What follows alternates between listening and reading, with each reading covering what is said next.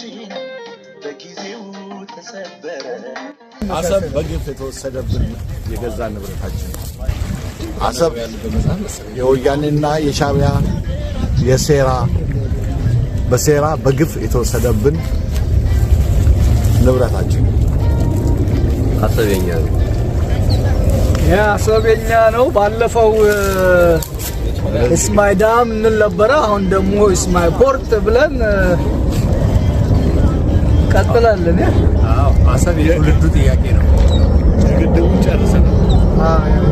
ጨርሰናል ደቡብንም እንጨርሰዋለን 120 ሚሊዮን ህዝብ ያለ ወደብ መኖር በጣም አስቸጋሪ ነው ከኢኮኖሚም ከመከላከያም ከማንኛውም አንፃር ስለዚህ አሰብን በማንኛውም መንገድ በሰላማዊ መንገድ ወደ ኢትዮጵያ ይከላከላል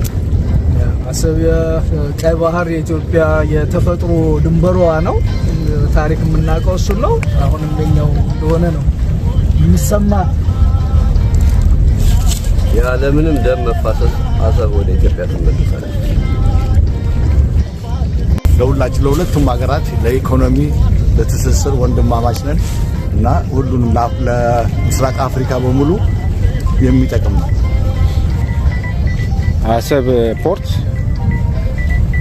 በአካባቢው ለሚኖሩ ሰዎች በሙሉ ኢትዮጵያዊ ኤርትራዊ ምን ሳይባል የተፈጥሮ ሀብታቸው ነው ሁሉም ከዛ ፖርት የመጠቀም ናቹራል የሆነ ተፈጥሯዊ የሆነ መብት አላቸው ያንን እንዳያገኙ በሁለት ግዴለሾች አምባገነኖች ንጉስ መሆን በፈለጉ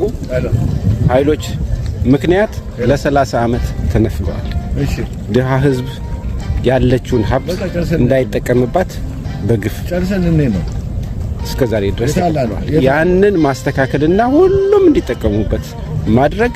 የዚህ ትውልድ ኃላፊነት ነው በዚህ አሰብ ተመለሳለች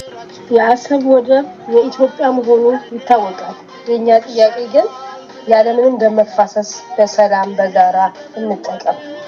ቀይ ባህር አባቶቻችን እናቶቻችን በደማቸው ያቀለሟት የኢትዮጵያን አንጡራ ሀብት ነው ጣሊያን በ18ኛው ክፍለ ዘመን መጨረሻ አካባቢ ኤርትራ ብሎ በግሪክ የሰጣት ስሟ ሳይሆን የኛ መናቃት ባህረ ነጋሽ ብለው አባቶች ሰየሟት አገር ያ አገር ኦኬ መብታቸው ነው አገር መሆን ይችላል አገር ሲሆኑ ግን ኢትዮጵያ ሀገራችንን የባህር በር መውጫ መግቢያ አሳጥተው ድንበሯን ዘግተውና ቆልፈው የባህር እስረኛ አድርገው 120 ሚሊዮን 130 ሚሊዮን የኢትዮጵያ ሰዎች ወይም የኢትዮጵያ ህዝቦች መቆለፍና መዘጋት የለባቸው ኢትዮጵያ ለዘላለም ዝም ያለው ዝምታችን በጊዜው ተሰበረ በትውልድ ተሸንፏል አባይ እጁን ሰጥቶ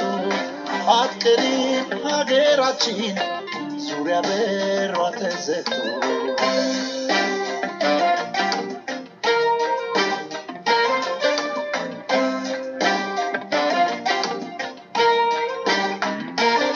የፍጥረት መጀመሪያ አድርጎን ቀደምት ሀገር ይኖራል መላው ዓለም ስለኛ ሲነጋገር